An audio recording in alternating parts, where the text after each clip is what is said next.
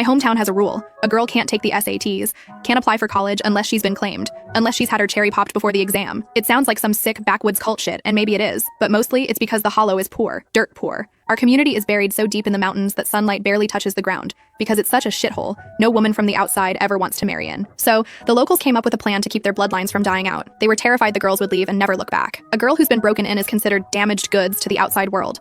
A wife in the eyes of the hollow. If she betrays the community and tries to run, her husband's family will hunt her down, spread the news of her filth, and ruin her reputation so bad she can't lift her head in civilized society. That year, the only girls old enough and smart enough to take the exam were me and my best friend, which meant it was time. We had to choose our poison. 1 month before the big test, the elders sent men to our high school in the county. Most of the seniors had already gone home to study. The entire dormitory floor was empty, except for me and Chloe. Today was our last day here. Maybe the last day we'd ever see the inside of a school. We spent the whole afternoon wasting time, getting high on nostalgia, mourning the death of our future. Chloe was my age, my ride or die since we were in diapers. Maybe it's something in the frantic water of the hollow, but we didn't just like the same shit. We looked alike too. People at school used to ask if we were sisters. We'd just laugh. The only lucky thing in this nightmare was that even though the hollow was full of backward hillbillies, they let us go to school. Most kids dropped out after middle school. The boys went back to farm dirt or work construction illegals. The girls went back to wait until they were old enough to be bred. Chloe and I knew early on that school was our only escape hatch. We gritted our teeth and clawed our way to the top of the class. We begged on our knees in front of the community church, and since the state covered our tuition, we promised to work part-time and send money back for 3 years just to go to high school. The first night in the dorms, Chloe and I held each other and cried like babies. Fate had cracked a window open, but the door was still bolted shut. Chloe told me she overheard her folks talking to the mayor, old man Silas. "Girls ain't much use in the field anyway," they said. "Let 'em make some money before we lock 'em down. Once the rice is cooked, they're ours anyway." Once the rice is cooked. A nice way of saying, once they're knocked up or used. My heart felt like it had been dropped in liquid nitrogen. I knew the rule. To make damn sure no girl escaped the mountains,